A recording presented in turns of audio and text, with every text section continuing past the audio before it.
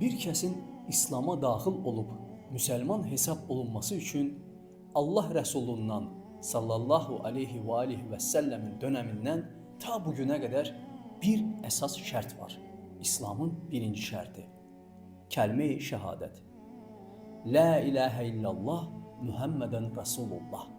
Və əgər bir kəs bu kəlməni demirsə və ya deməkdən imtina eləyirsə, qəbul etmirsə, demək o kəs hələ İslam'a daxil olmayıb və müsəlman hesab oluna bilməz.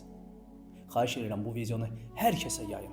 Hər kəsə yayın ki, o bir nəfərin şübhəsi qoy aradan qalxsın. O bir nəfər alim dediyiniz adam ona görə bəzi elm əhli ilə debata çıxmaqdan imtina edir ki, onun müsəlman olmamasını isbat eləmək üçün saatlarla onunla çənəboğaz eləməyə ehtiyac yoxdur. Cəmi bir sualla, Allahın izni ilə onun kim olduğunu ortaya çıxartmaq olar. Bax elə bu videoda da bu olacaq. Erşad Miri, əgər sən müsəlmansansa, İslamı qəbul etmisənsə, onda canlında bir kəlmə denən ki, La ilahə illallah Muhammedən Rasulullah. Və mən Allahın izni ilə əminəm ki, sən bunu deməyəcəksən. Dedizdirin ona, dəyərli izləyicilər. Demirsiniz müsəlmanıq, İslamdayıq.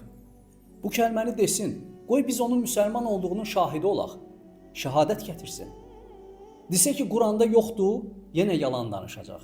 Əgər Quranda yoxdursa, onda biz müsəlmanları və qeyri-müsəlmanları necə bir-birindən fərqləndirək?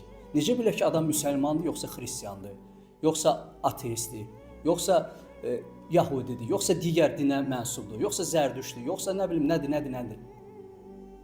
Deməlidir. Əgər demirsə, deməli İslamı qəbul etmir. Desə ki, İslamda yoxdur, hətta bu şübhəsinə də cavab var.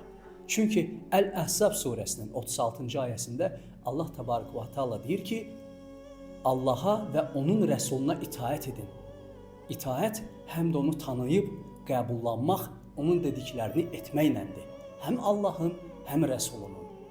İndi bundan sonra xahiş edirəm, siz mənə deyin görüm. Əgər o bu kəlməni demirsə, demək istəmirsə və Qurana əsaslanaraq deyir ki, Quranda bu yoxdursa, o şəxs müsəlmandır, yoxsa yox.